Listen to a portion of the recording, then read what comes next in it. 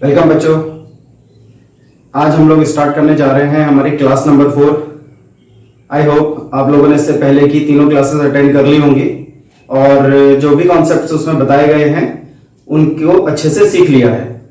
तो अभी तक जो हमने पढ़ा है हमारे चैप्टर लाइट में, उसमें हमने स्टार्टिंग में देखा था लाइट के बारे में एक बेसिक इंट्रोडक्शन, फिर हमने रिफ्लेक्शन ऑफ लाइट, उसके लॉज देखे, फिर हम सीधे अपने मेन टॉपिक पर आ गए थे जिसमें हमने पढ़ा स्फेरिकल मिरर्स के बारे में। वहां इंट्रोडक्शन हमने देखा और फिर हमने देखा image formation bye concave mirror.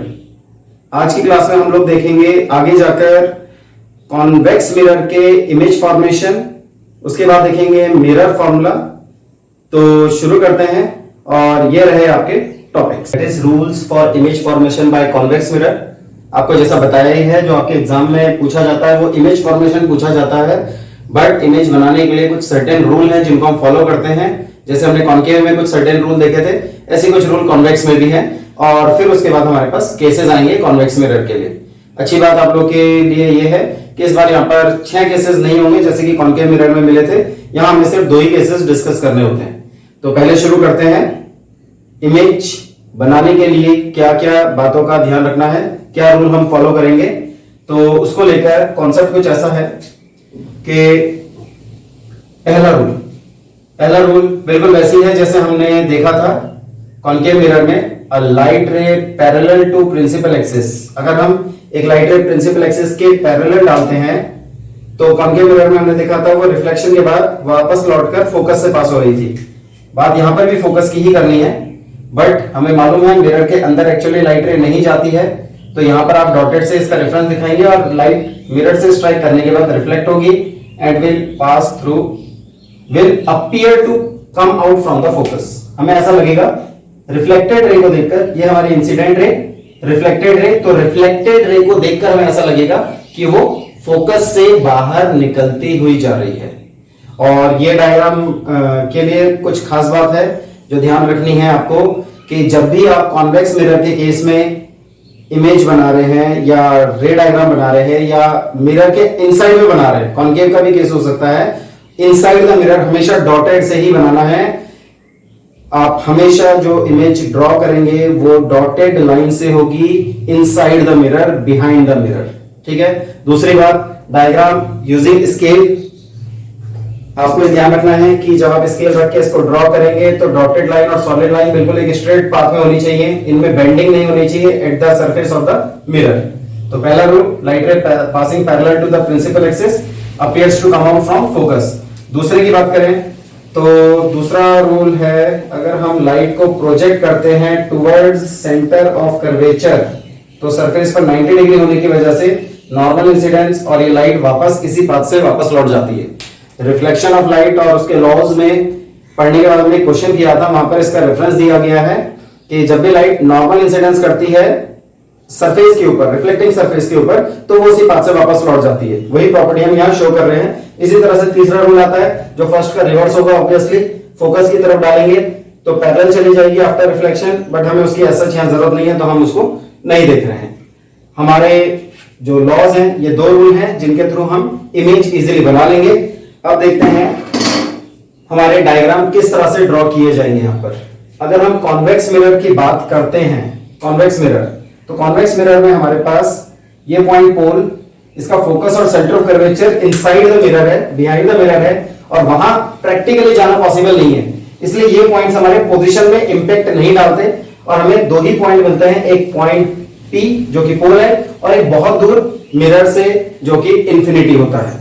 तो इस वजह से क्योंकि यहाँ पे सिर्फ 2 ही स्पेसिफिक पोजीशन है, एक इंफिनिटी और एक पोल, तो हम यहाँ पर सिर्फ 2 ही केस देख पाते हैं। एक ऑब्जेक्ट जब इंफिनिटी पर रखा होगा, when object is placed at infinity, और दूसरा उसको थोड़ा पास लाके रखेंगे तो object is placed between pole and infinity.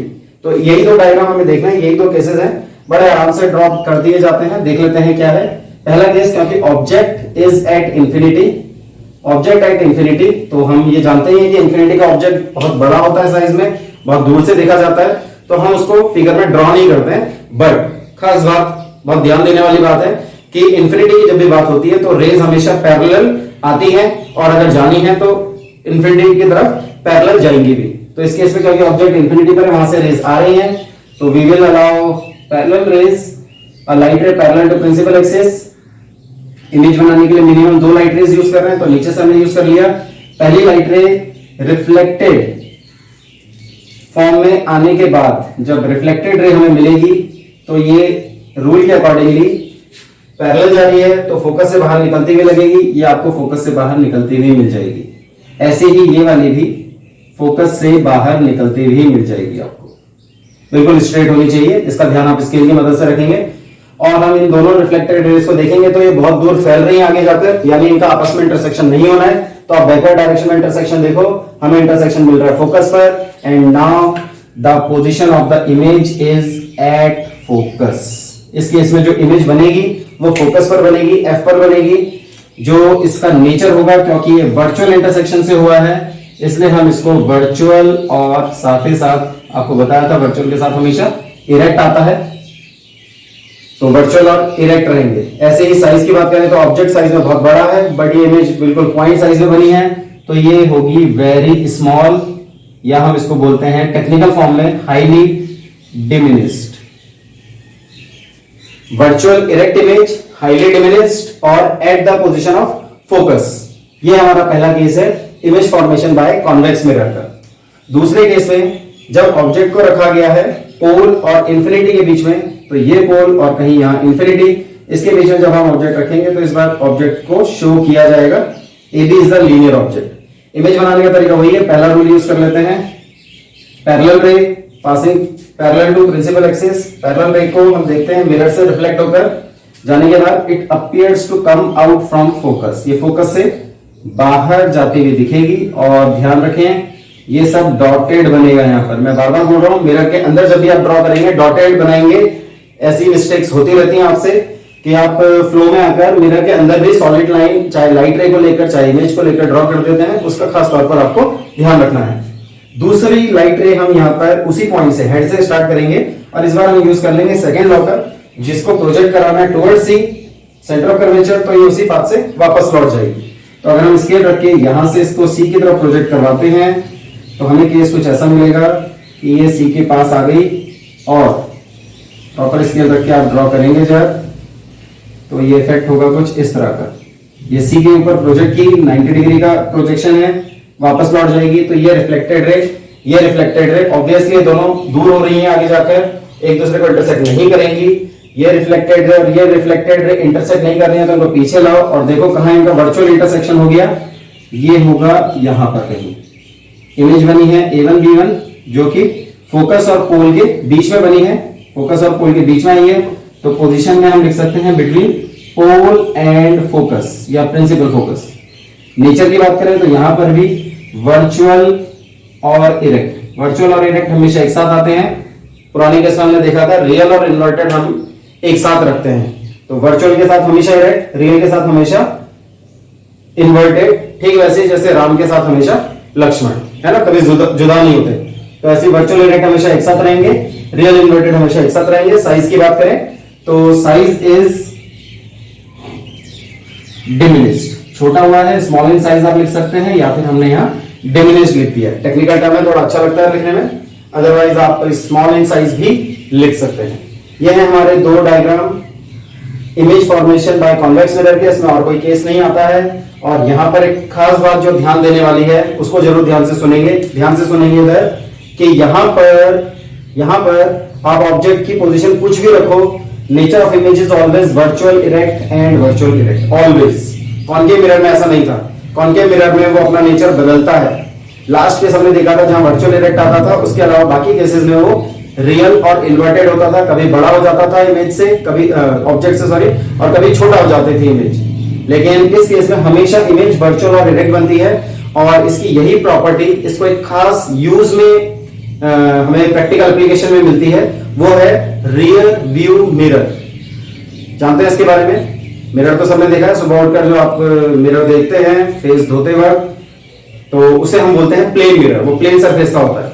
लेकिन एक कर्व सरफेस का मिरर हम लोग व्हीकल्स में यूज करते हैं, हमारी गाड़ियों में लगा होता है, चाहे 2 व्हीलर हो या 4 व्हीलर हो, उसमें ट्रैफिक बैक साइड का ट्रैफिक देखने के लिए साइड में या ड्राइवर के हेड के ऊपर लगा हुआ होता है, देखा ही होगा आप लोगों ने, रियर व्यू मिरर। तो क्वेश्चन एक पूछा जाता है कि why convex mirror is used as rear view mirror, तो उसका रीजन एक रीजन ये है कि वर्चुअल और इरेक्ट इमेज बनती है irrespective of the position of the object. Object किस पोजीशन पर है इस बात से कोई लेना देना नहीं है, वो हमेशा वर्चुअल और इरेक्ट इमेज बनाएगा। इससे पीछे से आने वाले ऑब्जेक्ट को सीधी इमेज के फॉर्म में देखकर पहचानना आसान हो जाता है और हम इजीली ट्रैफिक को कंट्रोल कर सकते हैं या अपनी गाड़ी को कंट्रोल कर सकते हैं अकॉर्डिंगली।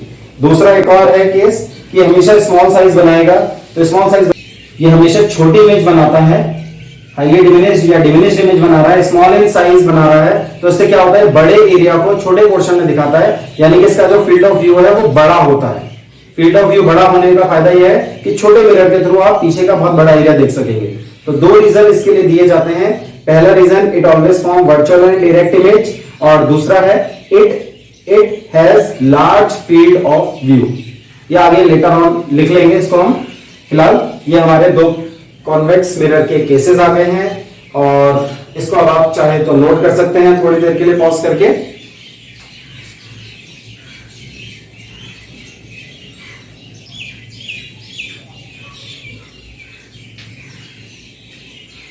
तो पुराना क्वेश्चन नोट कर चुके हैं, तो आगे बढ़ते हैं। कॉन्वेक्स और कॉन्केव मिरर दोनों मिरर को हम देख चुके हैं इमेज फॉर्मेशन के फॉर्म में। अब इनको कलेक्टिवली एक टेबल में इकट्ठा कर लेते हैं ताकि एक ही जगह पर इनके नेचर ऑफ इमेजेस को पढ़ना रिवाइज करना आपके लिए आसान हो जाए। ठीक है, तो एक टेबल के फॉर्म में, टेब्युलर फॉर्म में थोड़ा सा इनको दोबारा से रिवाइज करेंगे।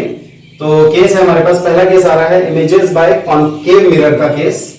इसमें इमेजेस बाय कॉन्केव मिरर के केस में पोजीशन ऑफ ऑब्जेक्ट के रेफरेंस पर हम लिखेंगे nature of image, size of image और उसकी पोजीशन, कहां पर वो इमेज बनी थी। तो अगर याद करें तो पुराना केस, पहला केस था कॉन्केव मिरर में, जब हमने ऑब्जेक्ट को इंफिनिटी पर रखा था तो नेचर ऑफ इमेज हमने देखा था, वहां पर जो इमेज बनी थी आप याद करेंगे तो इंटरसेक्शन था रियल, तो ये रियल इन्वर्टेड इमेज बनती है, रियल इन्वर्टेड इमेज। साइज की बात करें तो बहुत छोटी थी ऑब्जेक्ट के रिस्पेक्ट में, इसलिए हाईली डिमिनिश्ड बोल सकते हैं आप। और पोजीशन की बात करें तो इंफिनिटी के ऑब्जेक्ट की सिचुएशन में, इंफिनिटी पर ऑब्जेक्ट रखा है तो इमेज बनती है एट फोकस। ये हमारा पहला केस है। दूसरे केस में हम ऑब्जेक्ट को थोड़ा पास लेकर आए थे, बियॉन्ड सी रखा हुआ था, बियॉन्ड सेंटर ऑफ कर्वेचर। तो ये मैं दोबारा ऐसे लिख देता हूं, आप पहचानते होंगे सिंबल का मतलब, जो ऊपर है वही लिख लेना है, लेकिन आप ऐसे नहीं करेंगे, आप एग्जैक्टली उसको सही तरीके से लिखेंगे। ठीक है, अगर हम देखें तो रियल इन्वर्टेड इमेज बन रही थी, हाईली डिमिनिश्ड की जगह यहां पर अगर देखा जाए तो ये डिमिनिश्ड बनती है, थोड़ा छोटी होती है, स्मॉल इन साइज है। और अगर इसकी पोजीशन की बात करें तो जब ऑब्जेक्ट को बियॉन्ड सी रखा है हमने तो इमेज इज बिटवीन जो पोल के बाद फोकस और सेंटर ऑफ कर्वेचर है, बिटवीन सी एंड एफ आता है, सी और एफ के बीच में इमेज बन रही थी। ठीक है, उसके बाद जब हम एड सी की बात कर रहे थे, ये थोड़ा सा स्पेशल स्टार लग गया, और स्टार का मतलब आपके कान खड़े हो जाने चाहिए। तो एड सी यहां पर भी रियल इन्वर्टेड सेम है, बट यहां पर जो खास बात है साइज एग्जैक्टली सेम साइज था, सेम साइज। पोजीशन की बात करें तो ये खुद सी के ऊपर ही बनती है, जिसको बनाने में आपको ऑब्वियसली थोड़ा प्रॉब्लम या थोड़ा टाइम जरूर लगा होगा, लेकिन थोड़ा प्रैक्टिस करके और जो बातें उस वक्त आपको खास तौर पर बताई थी किन किन बातों का ध्यान रखना है, उसको फॉलो करके आपने उसको बना भी लिया होगा। नेक्स्ट केस आता है between C and F. Between C and F में भी रियल और इन्वर्टेड इमेज ही मिल रही है, बट यहाँ पर जो साइज है वो थोड़ा बड़ा हो जाता है, उसको हम बोलते हैं ये मैग्नीफाई हो गया है, मैग्नीफाइड इमेज मिलती है, मैग्नीफाइड है, बिगर देन ऑब्जेक्ट कह सकते हैं। पोजीशन अगर देखेंगे तो ये चली जाती है बियॉन्ड सी, सी के पीछे बनती है इस केस में इमेज। उसके बाद आता है केस फोकस का, अगर आपने ऑब्जेक्ट को फोकस पर रखा है तो ये पहले का वाइस वर्सा है, object infinity, image focus, object focus तो इमेज एट इंफिनिटी, बिल्कुल उल्टा हो गया। नेचर की बात करें तो यहां पर भी वही बात आ रही है, रियल और इन्वर्टेड का ही केस है। रही बात पोजीशन की तो आपको पता है ये क्योंकि इंफिनिटी पर बनी है, साइज की बात कर रहे हैं, इंफिनिटी पर बनी है तो ये होगी हाईली, इंफिनिटी की केस में हम हाईली वर्ड का इस्तेमाल करते थे, इस बार ये हाईली मैग्नीफाइड हो जाएगा, हाईली मैग्नीफाइड। और आखिरी केस ये थोड़ा हटकर है, बिटवीन पोल एंड फोकस। जब हम ऑब्जेक्ट को रखते हैं तो this time we get virtual and erect image. अकेला केस ऐसा है जहां वर्चुअल इरेक्ट इमेज बनती है, बिहाइंड मिरर बनती है, बिहाइंड मिरर होगी या इनसाइड मिरर कह सकते हो आप, और जो साइज है वो बनता है मैग्नीफाइड, बड़ी इमेज बनती है। ये हमारा कॉन्सेप्ट है कॉनकेव मिरर का कलेक्टिव फॉर्म में इमेज फॉर्मेशन का केस। ठीक इसी तरह से कॉन्वेक्स मिरर का केस भी देख लेते हैं एक बार। ऑब्जेक्ट अगर इंफिनिटी पर रखा है आपने, पोजीशन ऑफ ऑब्जेक्ट इंफिनिटी है, तो नेचर ऑफ इमेज आपने देखा था वर्चुअल एंड इरेक्ट बन रही थी। साइज ऑफ इमेज की बात करेंगे तो यहां भी ये हाईली डिमिनिश्ड है, लिख चुके हैं हम। और पोजीशन ऑफ इमेज की बात करेंगे तो ऑब्जेक्ट इंफिनिटी पर, ऑब्जेक्ट होगा इंफिनिटी पर तो इमेज हमेशा बनेगी फोकस पर, तो at position of image is at focus.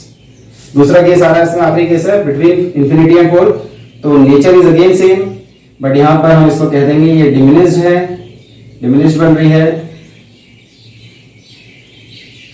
और इसकी पोजीशन की बात करें तो this is between pole and focus, pole और फोकस के बीच में आ रही है। तो ये हमारा कलेक्टिव फॉर्म आ गया है कॉन्वेक्स और कॉन्केव मिरर के लिए।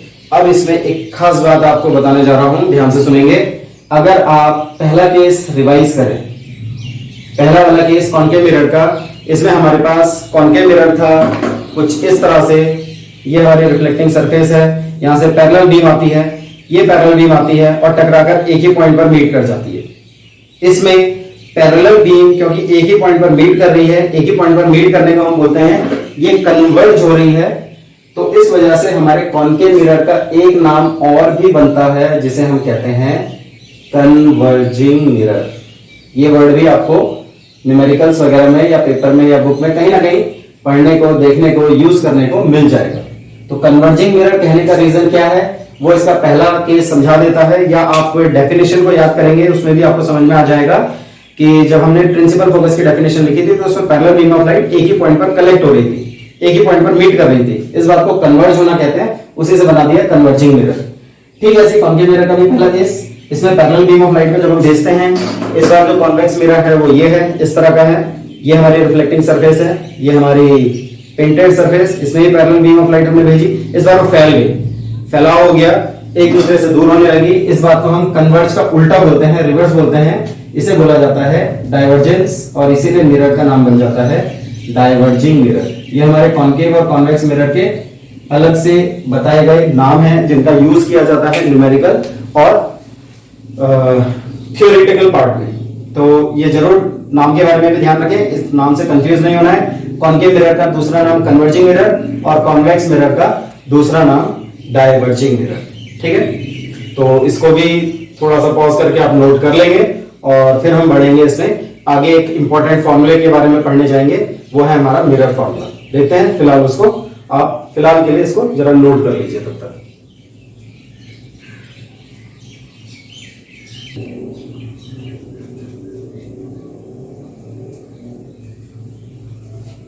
तो बढ़ते हैं आगे। नेक्स्ट हमारे पास आ रहा है मिरर फॉर्मूला, 2 स्टार के साथ है, यानी फिर से इंपॉर्टेंट टॉपिक है ये। देखेंगे एक बार क्या है मिरर फॉर्मूला। मिरर को लेकर फॉर्मूला है, स्फेरिकल मिरर ये हो या प्लेन मिरर, इवन उसके लिए भी यूज कर सकते हैं। मोस्टली ये यूज स्फेरिकल मिरर के लिए होता है। सिंपल डेफिनेशन है, it is relationship between object distance, जिसको हम यू से डिनोट करेंगे, इमेज डिस्टेंस वी से डिनोट होगा, and focal length of the spherical mirror, जिसको हम स्मॉल एफ से डिनोट कर रहे हैं। अगर रिलेशनशिप की बात करें तो हम इसको कुछ इस तरह से लिखते हैं, it is given by relation is 1/f, reciprocal form में लिखना है, 1/v और 1/u होगा, तीनों का रेसिप्रोकल में, और v और u एक साथ होकर इसको सम करके लिखा जाएगा। ये हमारा फॉर्मूला है, कहलाता है मिरर फॉर्मूला। ठीक है, फोकल लेंथ, इमेज डिस्टेंस और ऑब्जेक्ट डिस्टेंस के बीच में आने वाला रिलेशनशिप फॉर्मूला आपको याद रखना है। और यहां से क्योंकि फॉर्मूला आ रहा है तो अब से इसमें न्यूमेरिकल्स भी शुरू हो जाएंगे। अगर हम इसको डायग्रामेटिकली रिप्रेजेंट करने की बात करें तो एक सिंपल वे ले लेते हैं, जैसे कॉन्केव मिरर है हमारे पास, ये हमारे पास कॉन्केव मिरर हुआ, इसमें ये पोल, फोकस, सेंटर ऑफ कर्वेचर। मैं लास्ट केस ले रहा हूं कॉन्केव मिरर का, जिसमें ऑब्जेक्ट को हम यहां कहीं रखते थे, तो एक लाइट रे पैरेलल और ये रिफ्लेक्ट होकर जाती थी फोकस से, दूसरी लाइट रे सी से और ये रिफ्लेक्ट होकर वापस आ जाती थी और ये एक्सटेंड होती रहती थी। फिर हमने इनको अंदर डॉटेड लाइन से, याद रखें डॉटेड लाइन से अंदर आगे बढ़ाया और यहां कहीं इंटरसेक्शन हुआ और ये बन गई इमेज। तो A1 B1 is image, image A B is object and F is the focus. तो यहां पर जो रिलेशनशिप है वो इन टर्म्स के बीच में पोल से स्टार्ट करेंगे हमेशा, यानी कि मिरर से।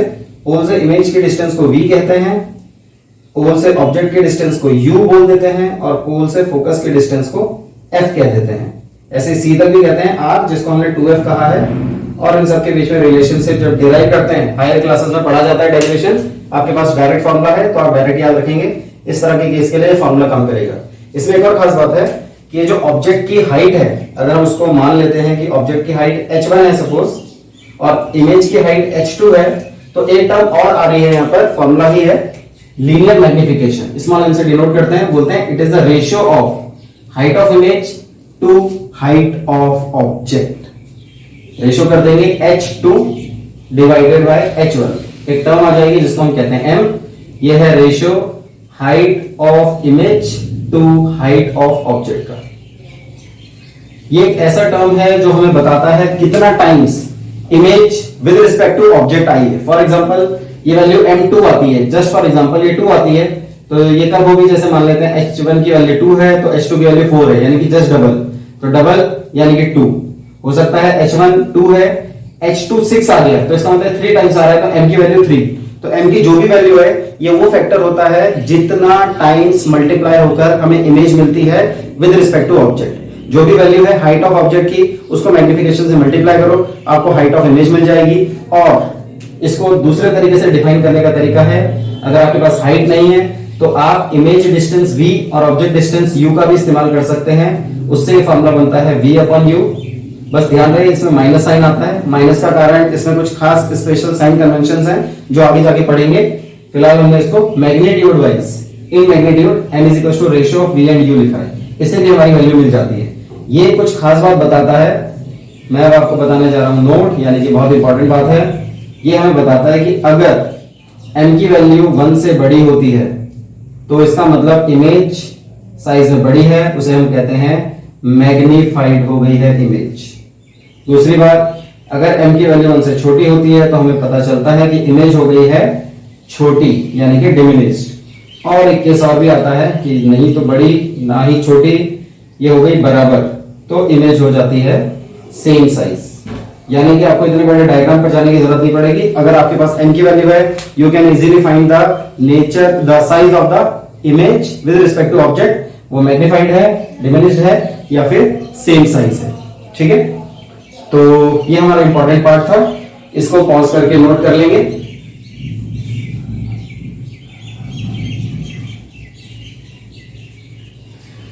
और आज की क्लास हम इसमें यहीं पर खत्म कर रहे हैं। अब हम मिलेंगे अगली क्लास में, जिसमें हम इस फॉर्मूले पर बेस्ड न्यूमेरिकल्स देखेंगे। बहुत इंपॉर्टेंट सेक्शन है, उसके लिए आप यहां तक जितना भी पढ़ा दिया गया है इसको अच्छे से तैयार कर लें। मिलते हैं अगली क्लास में फिर न्यूमेरिकल्स के साथ। बहुत मजा आएगा क्वेश्चंस करके, उसका कुछ बेस बताया जाएगा और एंजॉय करेंगे न्यूमेरिकल्स को। तो वो सब अगली क्लास में। तब तक के लिए टेक केयर, गुड बाय।